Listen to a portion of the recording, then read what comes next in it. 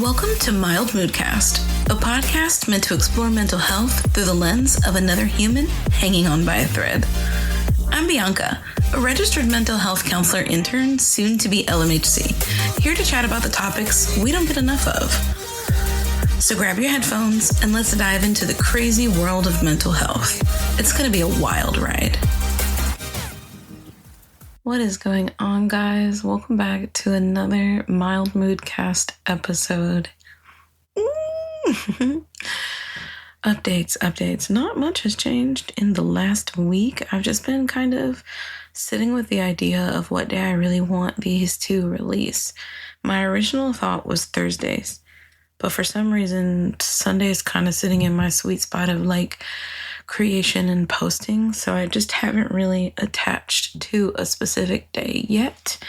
I kind of like the idea of getting them out before people's work week rather than somewhere in the middle toward the end type shit, but we'll figure it out. If you feel like giving me any input on that, I would greatly appreciate it, because, you know, y'all are the ones listening. I'm just talking for the passion, right?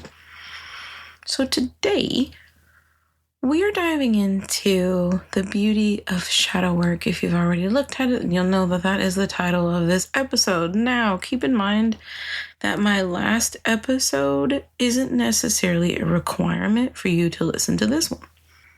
So if you're listening here for the first time, that's okay. We can stay here. Personally, I think that it's a really good episode. So even though it isn't a necessity to listen to that one before this one, it's truly where I started talking about shadow work. I just kind of popped in. I was really vulnerable. I gave you guys a picture of kind of what my life looks like right now, and it's just a better place to start. So if you haven't listened to it, go ahead and give it a listen. It's really funny because when I first sat down to do the episode, I was like, oh, this is just gonna be 15 minutes. It'll be something quick. That turned into a much longer episode, so it's just me kind of following my heart. I have no idea how long these are really going to be. I never set myself with a limit, so, you know, just enjoy if you can. So today we're diving into why the darkness is just as important as the light. And we're going to address misconceptions that healing is all about positivity. And I kind of touched a little bit on that before, is being able to recognize the dark parts of us is just as important as being able to recognize the light. So what is shadow work? A simple definition is shadow work is the process of exploring the hidden parts of ourselves. The thoughts, emotions, and traits that we suppress or deny because they feel uncomfortable, shameful, or they're not aligned with how we want other people to see us. So where the heck does shadow work come from? There was a Swiss psychiatrist. His name was Carl Jung. Some people say Jung, some people say Jung. Apparently it's Carl Jung. I looked that up specifically for this. You're welcome. He introduced the concept of the shadow self. So he described it as the unconscious parts of our personality that our ego tries to ignore or hide. Now, if you want to look up Carl Jung, J-U-N-G, Carl, normal spelling, if you want to look him up, you'll see a graphic on Google that kind of shows you where the shadow self sits in comparison to where the ego sits in comparison to other keywords that I'm not going to get into today, because right now it's just all about the shadow. Now, what's interesting about these hidden parts of us, right? They're only hidden for so long. They don't disappear. In fact, they influence our behavior, our reactions, and our relationships until we take time to face them. So let me give you a good example of what that looks like. If a person suppresses their anger because they were always taught it was bad, the anger might surface unexpectedly in passive-aggressive comments or sudden outbursts. If you didn't know, as a side note, the longer that a person is passive, the easier it becomes for them to be aggressive, because essentially you're bottling up parts of you. So how does the shadow form? Where does the shadow come from? It starts in childhood. When we are learning right from wrong, we are learning acceptable from unacceptable. We might be praised for being quiet, but we might get in trouble when we're assertive, when we talk too much, when we talk back. And due to that, it'll cause us to tuck assertiveness away into our shadow. So over time, this creates a split between the version of ourselves that we show the world and the parts that we reject. Now, think about, to make this a little bit more clear, how often do we as people say, "Oh, I'm fine. I'm fine. Yeah, I'm fine. How are you? Oh, yeah, I'm fine." And we're not. That is shadow work knocking at the door. The unspoken parts trying to be acknowledged, because you and I have an awareness that we're not fine. And yet, for some reason, we're telling people that we are. So this is why it matters.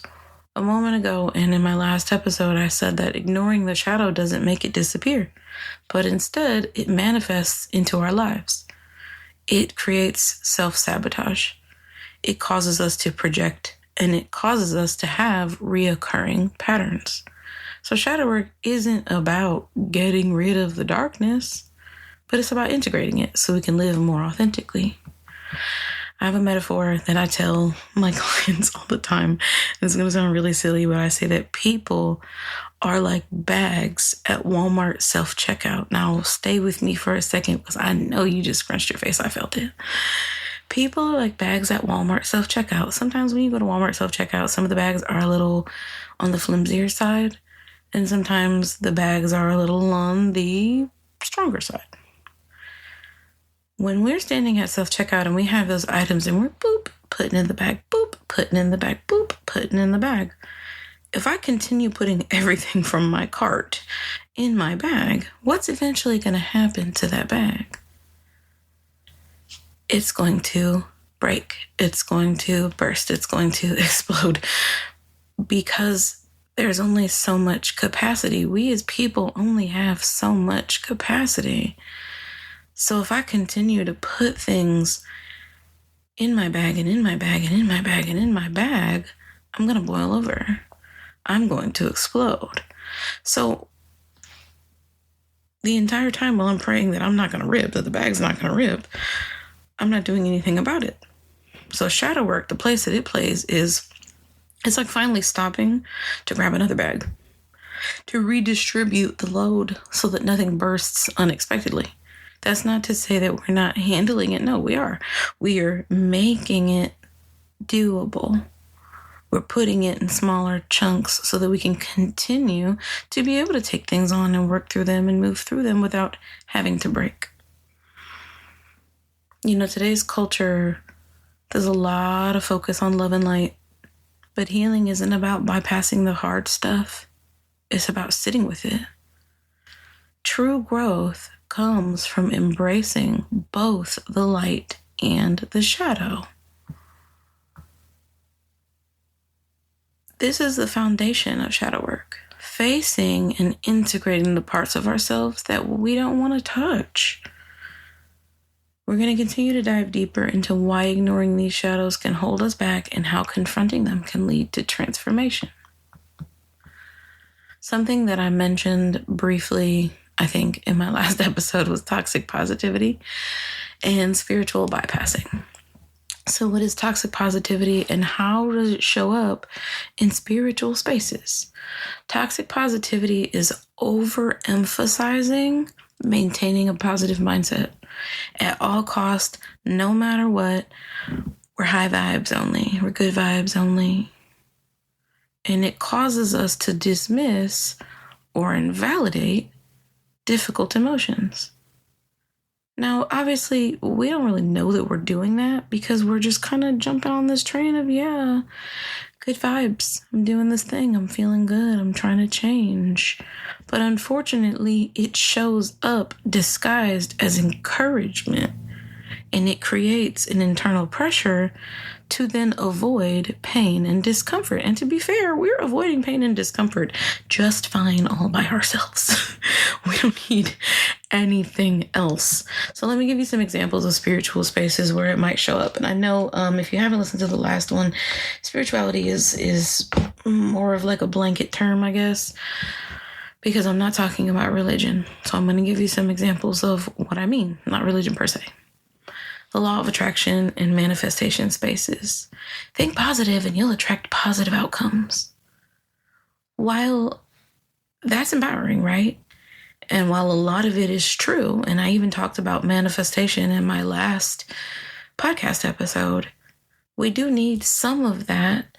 Sometimes it can go wrong because it can lead to self-blame.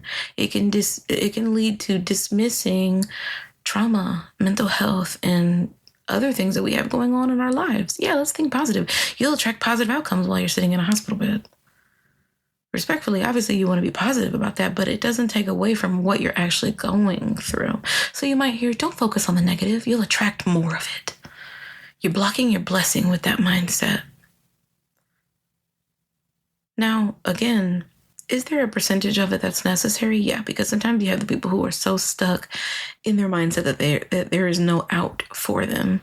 So you want to have both. It's the duality. It's the ability to say, I'm not going to block my blessing, and I'm going to recognize that I have these negative emotions that are swirling around and deal with them. Not just let them sit there, not just drop them out like they never existed. Another place that you might see some toxic positivity, yoga and meditation communities. What's yoga's focus? Peace, enlightenment. And sometimes that can suppress emotional experiences. People want to bypass discomfort by encouraging immediate calm. There is no elevator to success. You have to take the stairs. So I can say, just breathe through it. Raise your vibrations. Let go of those thoughts. They're not serving you. And again, the duality is knowing that a percentage of that is okay. But just completely to say, oh, let go of them. They're not serving you. Just let them go. I'm not thinking about it if I'm letting it go, which is their entire point. Just let it go. But it never truly disappears, as I've said. Now, in some religious or church communities, faith and gratitude is often prioritized, which can make doubt, grief, or even anger, especially anger, feel unwelcome. The message is sometimes to pray it away rather than to sit with difficult emotions. Give it to God and don't worry about it. God won't give you more than you can handle. Count your blessings and stay grateful. And as somebody who has said, God won't give me more than I can handle, and give it to God, there is beauty in those statements. You know, not for everyone. Some people will hear that and will go, yeah, it's the crock of you know what. But everybody's belief system is different, right? So there's nothing wrong with saying, give it to God. But make sure that when you're giving it to God, you are still giving yourself the space to understand what these things mean to you, what they're doing to you, how they're making you make certain decisions. God won't give you more than you can handle. And while that may be true, I still need to figure out how to handle what he gave me. We can't be so dismissive of what we're experiencing. Emotional bypassing. We make, as a society, negative emotions look like a lack of discipline or willpower. You just need to stay motivated. Love your body no matter what. No negativity. Good vibes only in this space. And ask yourself for a second, what is that doing to me? To have to hear people say, you just need to stay motivated. Does that motivate you? Did you get a feeling in your chest or in the pit of your stomach just now? Good vibes only in this space. Love your body no matter what. No negativity. Society wants us to wash away the idea of anything negative instead of understanding that it has to be integrated with us. And what's interesting about attempting to bypass it backfires. It backfires so often because then we avoid deeper healing. If I think back to a time where I tried to bypass difficult emotions with positivity, it was probably at the end of a relationship when I was maybe 20. I was with the same person, I think from 18 to 20, maybe a little bit longer than that. And I tried to spend time saying, well, exactly that. God won't give me more than I can handle. So I've got to be able to say it's going to be positivity from here on out. I had gotten out of, by far, the most toxic relationship I had ever been in. And instead of trying to heal, I just tried to surround myself with friends and go out all the time. And I was barely home. And I would leave my house at 5 a.m. But not like you go to sleep and you wake up. Like, no, I've been out all night and then I get in the car and I leave at 5 a.m. And I was just trying to fill my time and distract myself with positivity while I'm around my friends, so I should feel better. And you know what that looked like for me? That looked like me going to house parties and eventually laying in the middle of the road. Yeah, the road. Laying in the middle of the road because I was sad. Because, of course, where there are house parties, there's alcohol.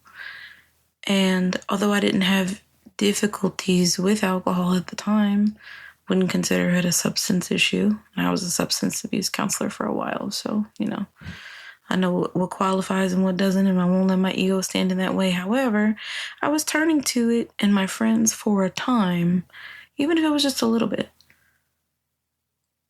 And alcohol is a depressant. We all know that. So you're doing this thing to try to make yourself feel free, and it's coming back to bite you in the ass. So I would lay in the middle of the road. And fortunately, this was a very dead road. I think back to it, and it's funny because years later, I ended up living on that same road again, and it was forever busy. So I don't know how the hell this road was just dead. But I would lay, and my friends would come out and try to get me, and I would just be so sad that I just wanted to lay there, that some part of me, didn't care if a car came. And I knew that that wasn't right for me, but it was because I was spending so much time just trying to experience away the emotions that I was feeling. Gotta switch into the good vibes. Count my blessings and stay grateful. Hey, at least I made it out. But that didn't start any form of healing for me. It just continued the emotional turmoil. When we attempt to positive away what we're feeling, it creates avoidance. Now I'm burnt out. Now I'm disconnected. Now I'm limiting myself from authentic experiences, which then prevents deep healing by implying that anything less than joy or peace is undesirable. Something can be uncomfortable, sure. Growth in general is uncomfortable, but outright undesirable? Now I definitely don't want to touch it. So now I kind of want to talk about the full spectrum. The importance of honoring all emotions, the sadness, the anger, the fear, the grief. I already mentioned that when we suppress our negative emotions, we get burnt out. We resent people more deeply.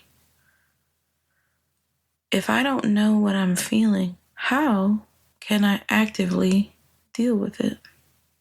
Let me introduce you to my little friend called the feelings wheel. Ooh, I love to drive people crazy with the feelings wheel.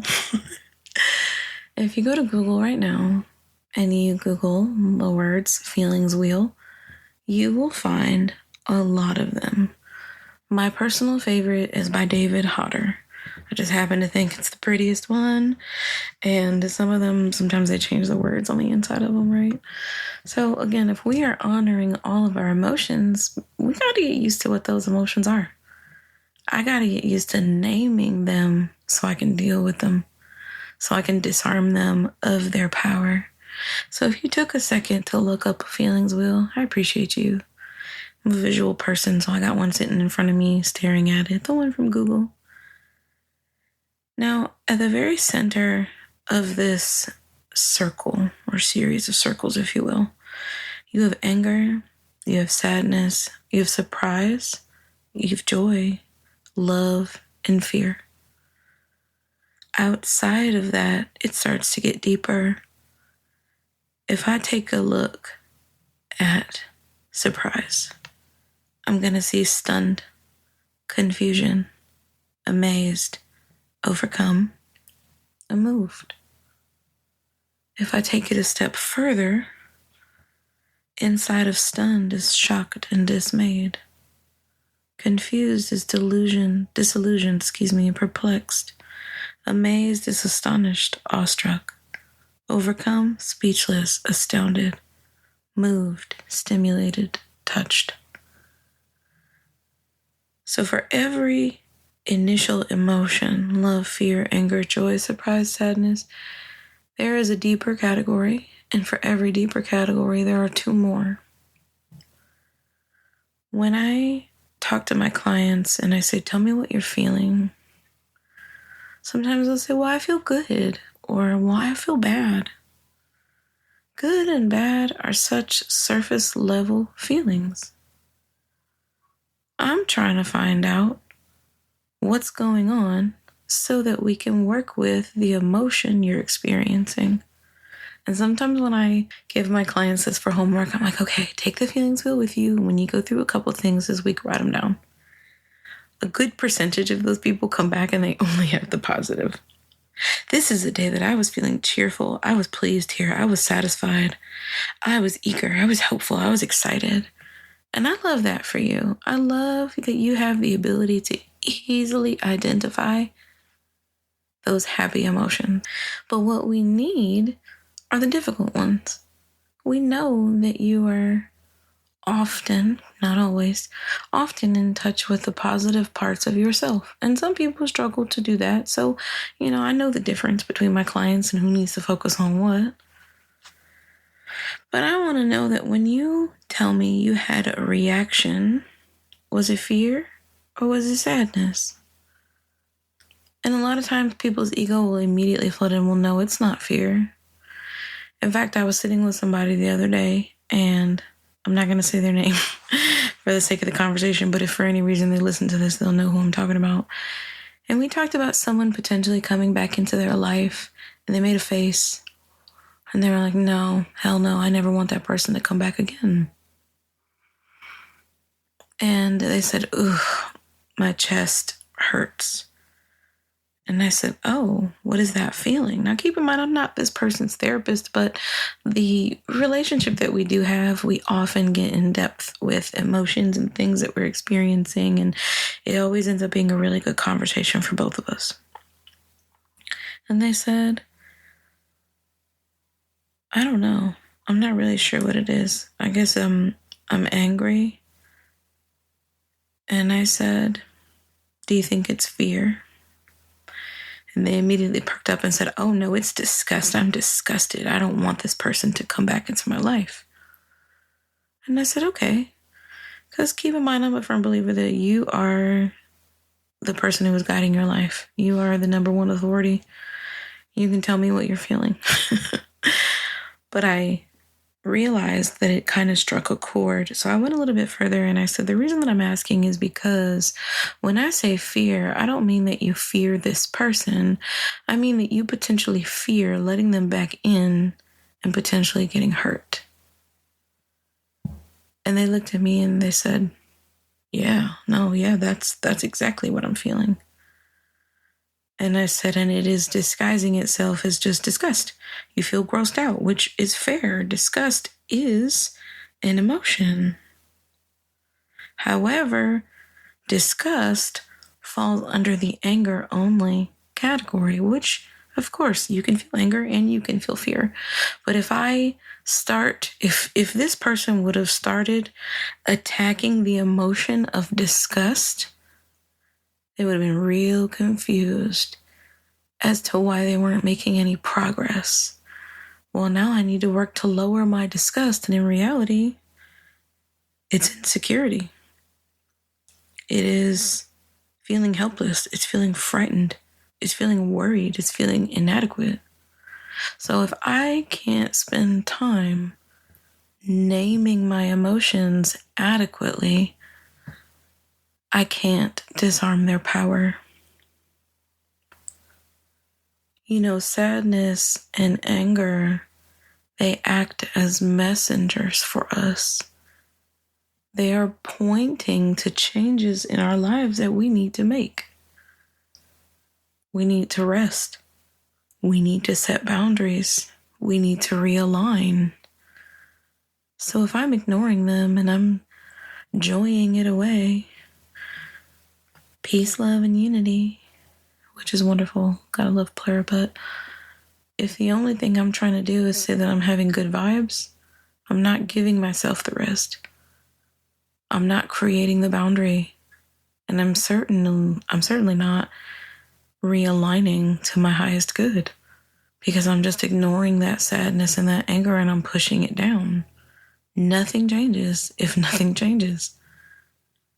So I would encourage you, whenever you feel something, pull out the feelings wheel and see if you can best identify it. And keep in mind that you're going to sit with your ego first. And your ego is going to tell you, it's not fear. It's not sadness. It's anger. And it may well be. It may well be some anger. But make sure that you look at all of them and try to confront these emotions. Take it easy. You're not there to judge yourself. You're not looking at it to say, oh, you're so inadequate. No. Oh, I recognize that I'm feeling inadequate here. And further into this, I'll give you some ideas of how to work with it once we get out of the topic of why we're avoiding it. But spend some time with that if you can. So why we avoid it, we've already kind of talked about society, but that is really number one. Even though we sit with our friends and our family, society is who has influenced them. And they're people who brought them up, and so on and so forth. Society tells us that grief, that rage, and loneliness are something that we should be afraid of. They talk about how threatening it is. Oh, if you just feel so negative about this thing, you should just get rid of it. We just can't touch it. We can't get into it.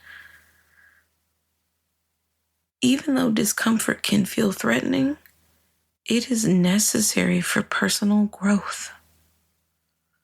If we choose to avoid the dark, we are prolonging our suffering. Oftentimes, what we are experiencing will show up for us in ways more so than just the way that we react. Sometimes you'll have dreams, and in those dreams, you'll see monsters. You'll see snakes. You'll see demons. And they scare the hell out of us, because who likes to wake up after seeing a demon? Hell, not me. But what these things symbolize, sometimes they're people who are attacking you. Sometimes you're in car accidents. They are symbolizing unintegrated shadows. Avoiding these symbols in waking life can lead to them manifesting unconsciously.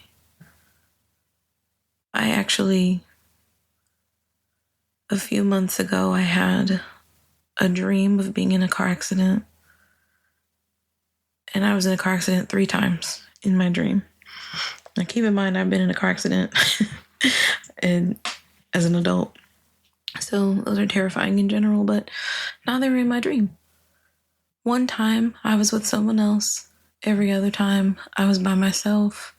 Every single time, there was no other car. I was driving. My car flipped all 3 times in my dream. And all 3 times I was unscathed. I got out of the car. I looked at the wreckage and I was just completely unharmed. I didn't feel pain. I felt confusion. And it was because in my waking life, I felt completely out of control. I've had dreams where I've been attacked, where I've had to attack a person who is attacking me to protect myself. You see, our dreams, they have meaning. And a lot of times we will do things to drown those out. Smoke yourself to sleep, drink yourself to sleep, take some melatonin so you don't have to think about it. Take some gummies to disappear. But your dream is trying to tell you something. I want to talk about a moment where fear for me, when confronted, led to deeper clarity. And I was really, really considering whether or not I wanted to talk about this one. And I'm not going to get into it too deep, but I do want you to understand why it's so important that we sit with these emotions. I have an objectification wound. And I wrote a journal. And one of the first things I said was, the moment I perceive that you only like me for my body, I shut down. Now, that's the only part of this side of the journal that I'm going to share with you. I had just come out of a conversation that made me think about it. And I started to write. And I started to talk about why emotional connection is so important for me. And the way that I pull away the second things become upsetting. This conversation with myself, if you will, turned into something that I wanted, like raw emotional connection. It turned into me recognizing that I choose emotionally unavailable people. And eventually, it led me to realize that I have a fixer mentality. Now, keep in mind that I've known that I had a fixer mentality. I've talked about this probably for like at least a year now, where I really recognize, when I say I talked about this to like family, friends, where I realized that this was a thing for me, but I also recognized that I feel that I have to earn love by proving my value.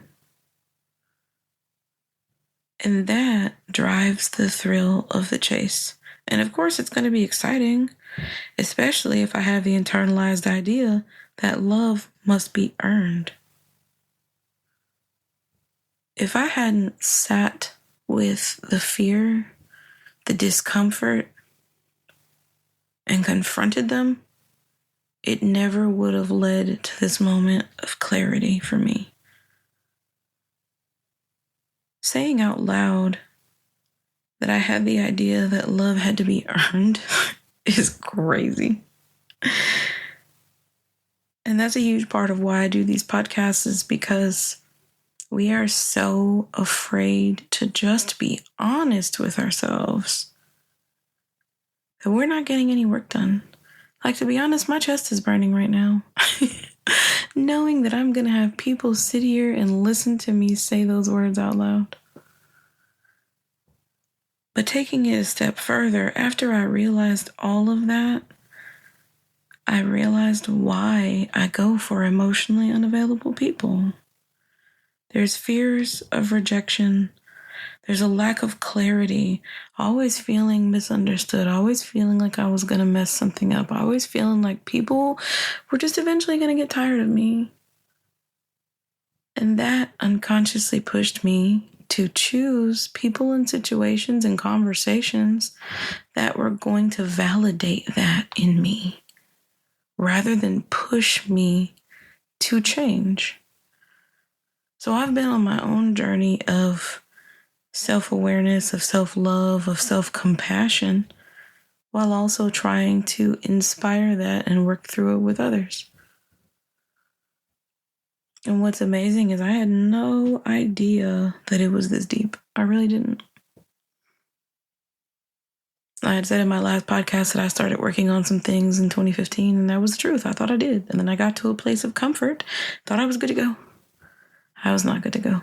So I share that with you to say, like, hey, me as a therapist, the person who has to think about all of these things all the time and help other people come to terms with what they're feeling is also just as capable of experiencing these emotions. And if you notice, I didn't say just as guilty, because that is what society wants us to feel. It wants us to feel guilty for having these fears. We've been through stuff that created this. We've done things that have perpetuated it, but I don't have to feel guilty for it. I just need to recognize it. So let's talk about, how do we handle it? How do we deal with it? Because we're coming to the end of this, well, close to the end of this podcast. I just said a minute ago I was journaling. Journaling prompts for exploring the shadow self. Something that I'm actually providing to you guys is the ability to download journal prompts. Because a lot of people don't know where to start. They're like, okay, cool. I've conceptualized everything. I know how I feel. But where do I start? So I want to be able to gift you some questions that you can start with. Breath work or meditation to sit with discomfort. Because let's be honest, these questions, they might make you feel like shit. They might make you want to cry. They might make you cry. It probably will. But we don't want to fear that. We don't want to push away from it because we already know what that looks like.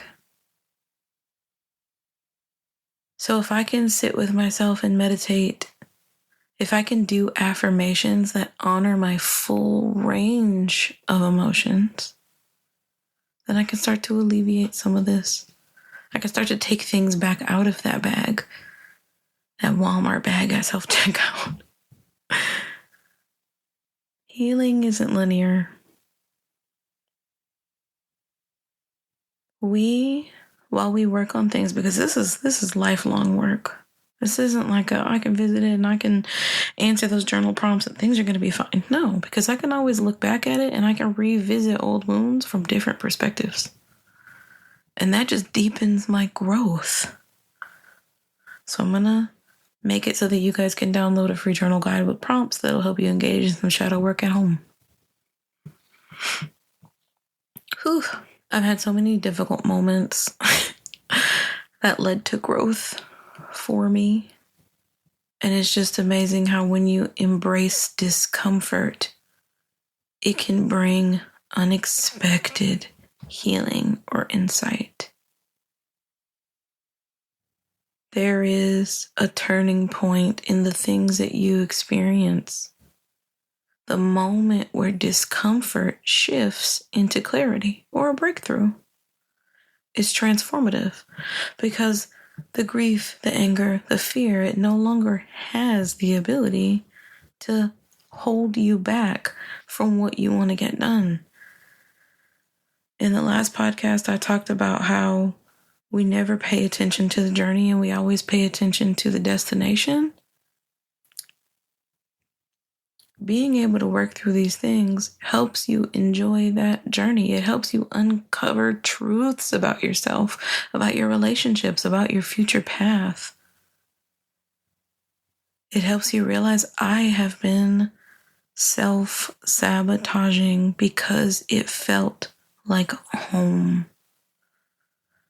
I had a dream this morning and I wasn't sure if I was going to talk about it. Take a sip of water.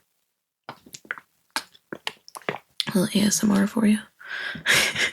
I had a dream this morning, and I say this morning because I had already woken up once and I fell back asleep.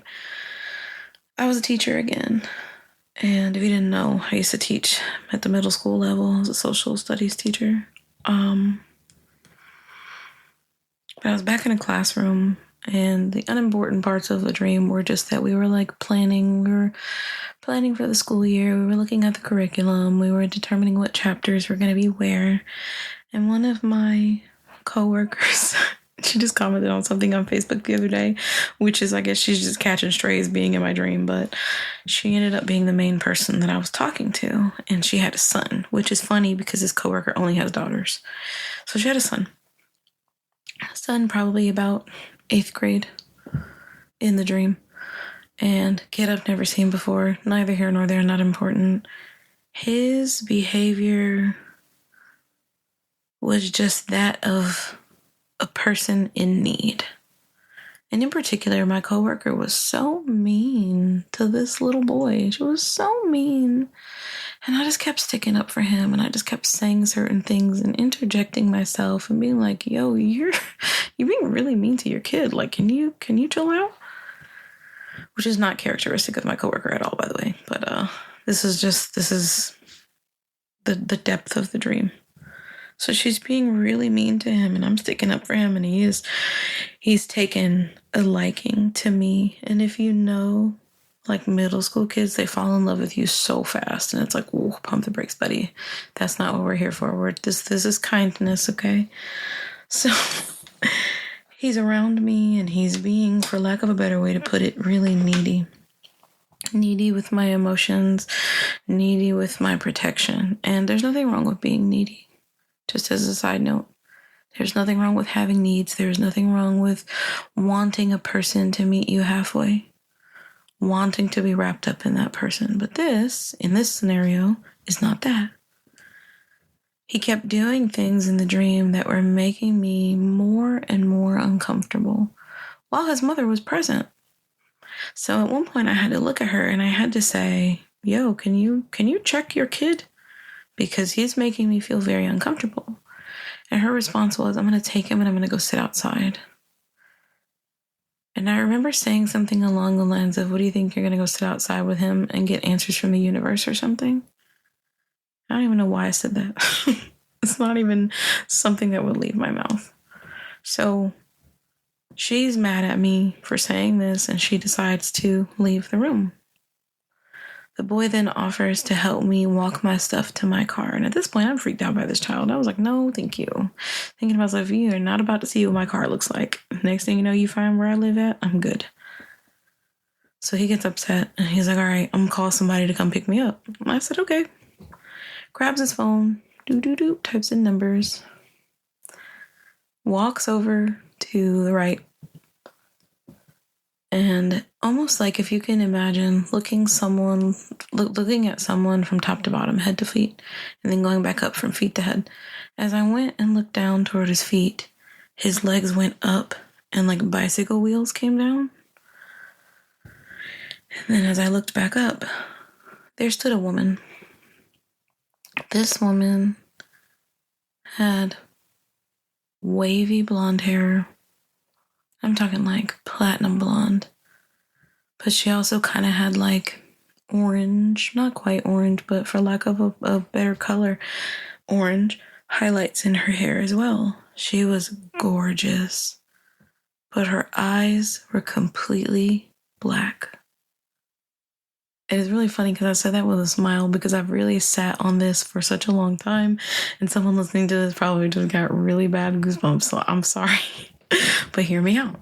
There's a reason that I'm talking about this. I knew that she was not there for me. She knew who I was, and I knew who she was. We recognized each other in this dream. She came in as, what did he just say? I'm going to call someone to come get me. She came in as his protection. Those were his shadows. A lot of times people want to say, oh, you see things with black eyes, those are demons. We can call them demons if you want to, but not real demons. The demons within us are the things that we won't deal with, that we are actively avoiding: the fear, the grief, the anger. She came in and she was stunning, but her eyes were a smoky black. The reason that I decided to talk about this is because it is the perfect picture of the things that sit in the darkness that feel like home, It's not that we can look at things and say, oh yeah, my fear is beautiful. No, that's not the point. It's not going to look menacing. It's not going to seem scary to you. It's going to feel like that chaos is who you are. Like it's protecting you. If anything, its job is to make you think you're crazy the second you want to change it. So you're going to continue to self-sabotage. So you're going to continue to not make the changes that will allow you to transform, because that woman or whoever she was would then be forced to let go. So I kind of want to tie this back into the idea of balance, acknowledging the shadow parts of yourself in order for personal growth to occur. Both the light and the dark are necessary for balance. True healing isn't about choosing one over the other. It's about allowing the light and shadow to coexist. There is such beauty that comes from fully integrating all parts of yourself, because that leads to better self-awareness. Our self-awareness will deepen when we stop resisting discomfort and allow the shadow to become a part of your whole being. I want to use the example of Dr. Jekyll and Mr. Hyde. If you know the story, wonderful. One was a doctor, one was a monster. Dr. Jekyll and Mr. Hyde were the same person. Mr. Hyde, and correct me if I'm wrong, but I double checked with my sister before I talked about this. Mr. Hyde was the monster. Mr. Hyde represents the shadows that we have inside of us. If we don't integrate those shadows, they take over. They make the decisions for us. If Dr. Jekyll would have embraced Mr. Hyde, there could have been balance instead of destruction. Because when we ignore the shadows, best case, there's discomfort. Best case, we're not happy. Worst case, there's destruction. There's major negative change, and it just continues to perpetuate and get bigger. If you've ever seen those people who are out somewhere and they're just irrationally angry, maybe you worked fast food, or maybe you worked somewhere where you had a person come in and they're just so rude for nothing. Those are their shadows that have taken over. They are wearing a mask, and behind that mask is a kind person waiting to come out. Society wants us to feel so afraid of our shadows, and I see them as beautiful. I see my shadows as a little kid tugging on my pant leg, needing attention. I am so grateful that my shadows want me to pay attention to them, because all that does is lead to growth that allows me to have more light. And again, I said earlier, it's not linear, so there are going to be days where we are going to dip in and out of our ability to do that personal work. Sometimes that personal work looks like taking a nap. Sometimes that personal work looks like doing something for myself, or just coloring, or doing something for the moment, because I know that right now I don't have the mental capacity for all of the depth. But that doesn't mean that I'm ignoring it forever. That means I'm listening to my body.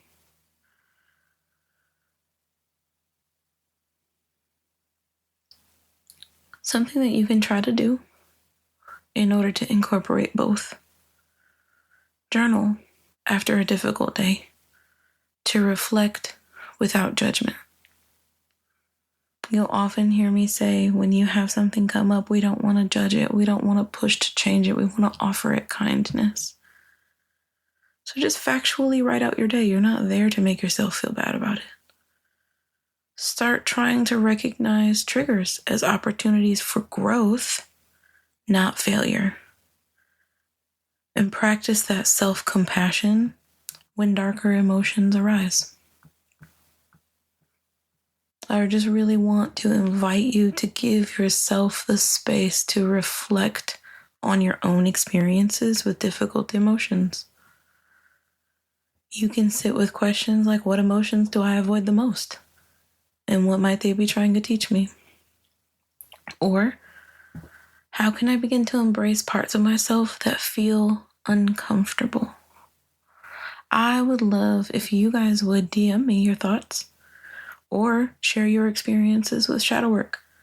I love hearing how practices resonate with you. So just please make sure that you give yourself the space and really understand what giving yourself the space means to you. And we talked about that in the last podcast too, the last episode too. When I start to make time for myself, understand just how important that is. And make sure you check out the journal prompts that you'll be able to download. If you have any difficulties, let me know. I can send it to you or email it to you separately. I just want to thank you guys so much for listening today. Thank you for being there. Thank you for dealing with me being vulnerable and even using words like dealing, because you're not even dealing. You're here because you want to be. But I look forward to chatting in the next one. Bye, guys. Thanks for tuning in to Mild Moodcast. Remember, the conversation doesn't end here. If you have any burning questions or topics you'd like me to cover, don't hesitate to reach out. You can find me on YouTube at Mild Moodcast and Instagram at Mild Mood Therapy. Let's keep the conversation going and continue to explore the wonderful world of mental health together. Until next time, stay curious and keep smiling.